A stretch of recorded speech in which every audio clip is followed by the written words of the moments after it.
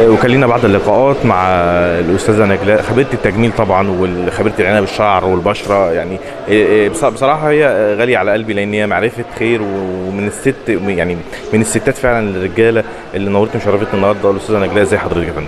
ازيك يا دكتور؟ انا سعيده ان مع حضرتك والله. ربنا يديك الصحه يا رب. انا سعيد جدا طبعا ان انا معاك النهارده والله. الله يخليك، مش اول لقاء لينا، وانا اليوم اللي بكون موجوده فيه وحضرتك موجود فيه بجد ببقى مبسوطه يعني. مش شرف لينا والله يا فندم. حضرتك اعلامي ممتاز، ربنا يبارك لك يا رب. هناخدك بقى بسرعه كده. انا عايزك تقولي لي انت من وجهه نظرك اليوم النهارده كمتخصصين تجميل او متخصصين عنايه بشعر والعنايه بالشعر والبروتين والصبغه والكلام، الناس دي استفادت ولا لا من وجهه نظرك؟ طبعا لازم كله يستفاد، واللي مش هيستفاد النهارده هيستفاد. يعني احنا جايين النهارده هتتعلمي، يعني هتتعلمي مع مستر محمد عثمان. مفيش حاجه اسمها مفيش عنده مجال ان احنا اللي تدخل دي ما تعرفش معلومه ما تتعلم. مع مستر محمد عثمان مفيش حاجه اسمها مفيش عنده مجال ان احنا اللي تدخل دي ما تعرفش معلومه ما تتعلمش. كل المعلومات بيديها لهم. كل حاجة بالنسبة للشعر، التشريح، الفروة، كل حاجة متاحة، البروتين، كل حاجة طبعا شارحها لنا. أنا مع المستر بقالي دلوقتي 5 سنين، كل سنة بيعمل الكورس. أنا الحمد لله النهاردة بقيت معاه، مش جاية متخصصة إن أنا بشتغل بإيديا، لا أنا سايبة الوقت ده للناس اللي هي لسه داخلة المرة دي أول مرة للكورس تتعلم. المستر دلوقتي بقيت انا معاه من المنظمين والاشراف معاه بنساعده، بنسند معاه للشغل ومع زمايلنا. وطبعا دي حاجه اصلا تشرفني ان انا المستر يعني يستدعيني.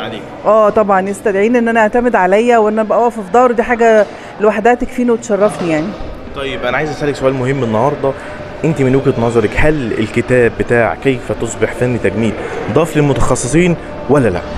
طبعا ده الكتاب ده ما يقلش اي اهميه عن اي كتاب زي اللي في الكتب اللي بندرسها في المدارس. في المدارس طبعا والجامعات. هو متكلم عن كل حاجه، متكلم على الفروه، على الوان الشعر، على القص، على اللي عنده حتى الوقفات بتاعتنا احنا كمتخصصات نقف ازاي علشان ما نأذيش الظهر بتاعنا، لان الوقفه بتاعتنا متعبه. كل حاجة اتكلم فيها، ما سابش اي حاجة. والوان الشعر الكتاب والوانه وحاجته كلها يعني. لا الكتاب فعلا هو موسوعة وكنز بالنسبة للمتخصصات اللي زينا. طب النهارده تحبي تشكري مين النهارده؟